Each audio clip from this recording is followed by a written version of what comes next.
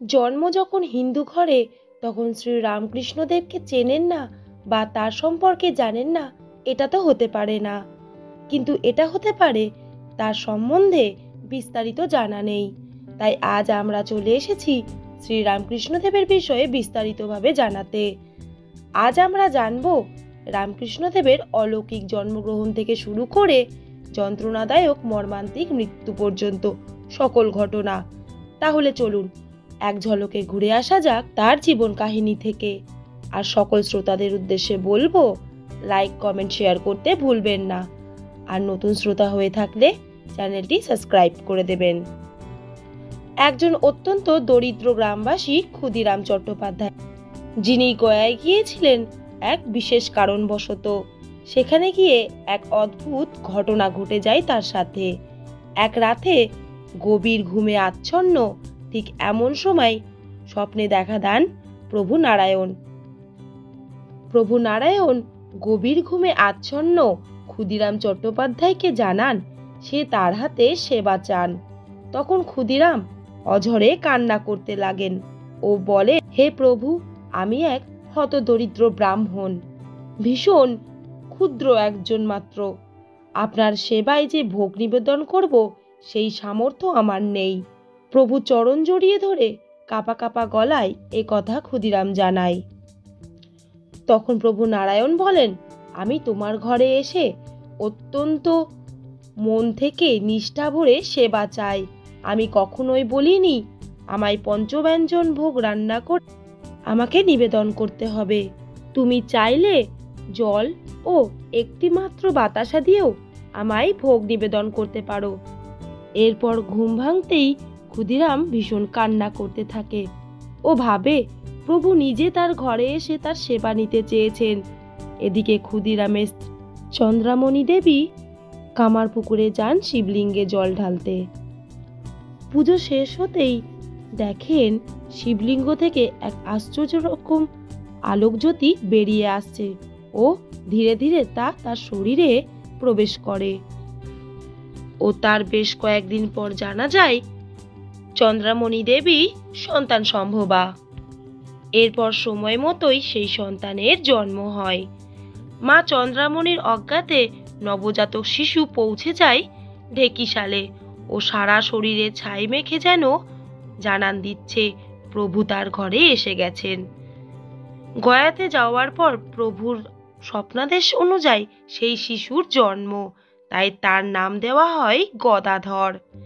এরপর 9 বছরে পা রাখে আমাদের ছোট্ট গদাই। ব্রাহ্মণ পুত্র গদাইয়ের এবার দেওয়া হবে পৈতে। ঠিক এমন সময় গদাধর বলে কামার গিন্নি ধনী, অর্থাৎ গদাইয়ের দাইমা, সে যদি তার ভিক্ষে মা না হয় সে নাকি পৈতে নেবে না। এই কথা জানিয়ে সে ঘরবন্দি হয়ে বসে থাকেন। এই জেদের কাছে হার মানে গদাইয়ের দাদা ও রাজি হয়ে যান। এমনই আশ্চর্য ও অদ্ভুত কার্যকলাপ দেখাতেই থাকেন ছোট্ট গদাধর। গ্রামবাসীরা বুঝে যান এই গদাই আসলেই কোনো সাধারণ বালক নয়।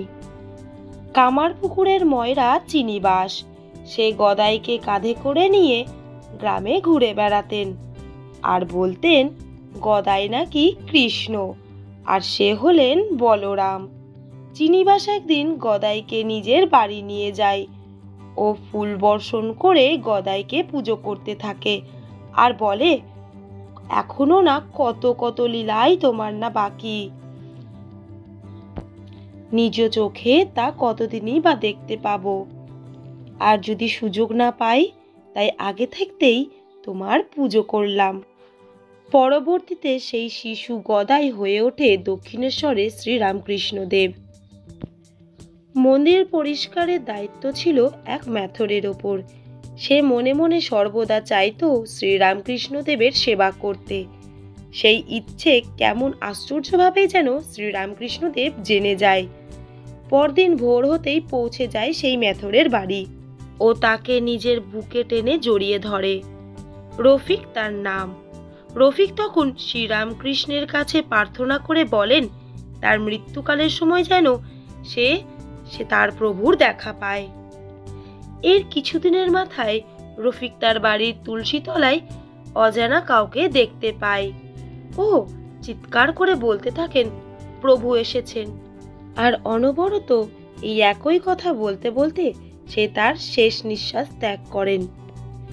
এরপর রামকৃষ্ণদেব মা শারদামণির সাথে বিবাহ বন্ধনে আবদ্ধ হন মাত্র 23 বছর বয়সে। পরবর্তী থেকে মা শারদামণিকে আসনে বসিয়ে পূজা করতেন। তিনি বলতেন, নারী অর্থাৎ মা জগৎ জননী, তার সেবা তো করতেই হবে। শুধু এতেই তিনি থামেননি, এমনই বহু কার্যকলাপ করে এসেছেন আমাদের গদাই। আর এভাবেই বছরগুলো পার হতে থাকে। একদিন হঠাৎই গ্রামে দেখা দেয় গলরোগ। গ্রামে মড়ক লেগে যায়।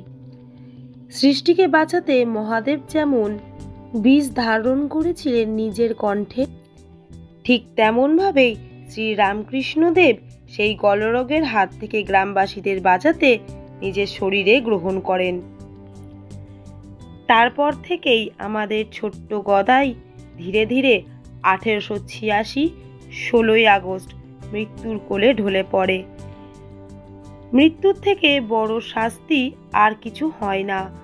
তবুও এই মৃত্যু শ্রী রামকৃষ্ণকে আমাদের থেকে কেড়ে নিতে পারে না।